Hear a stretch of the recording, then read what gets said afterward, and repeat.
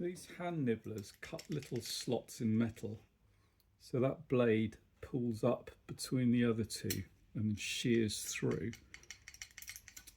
And if you start on an edge, it's pretty straightforward. In it comes, and then it pulls a little curl of waste up.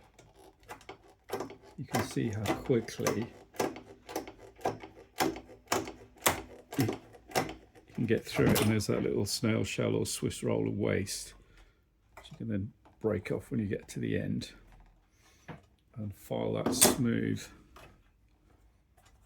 They're also quite good that if you drill a small hole and another small hole to make a bit of a slot, you can get it in and get started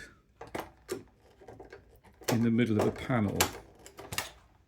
And that's great compared with the drill mounted type of nibbler, where you need a really big hole to drop it in to get started. So these are great coming from the edge of a panel or doing curves.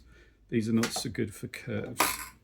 And I've got another review of this particular one. I've also mounted one of these in a table to use like a fret saw, which works really well, because I hate the waste from these. It puts these little sharp shards out. It's good to catch them.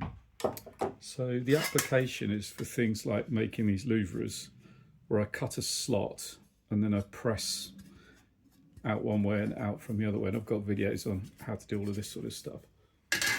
But these are, not expensive, really handy. I had a pair, I don't know where they've gone, lost them in a move, or I lent them to someone. So I thought I'd buy some more again. Got a little hook to hold it closed. You can get spares for them, but they're so cheap you probably just replace it. But they all have a purpose, but it's good having the toolbox. Good having the toolbox, and see my table nibber, love that.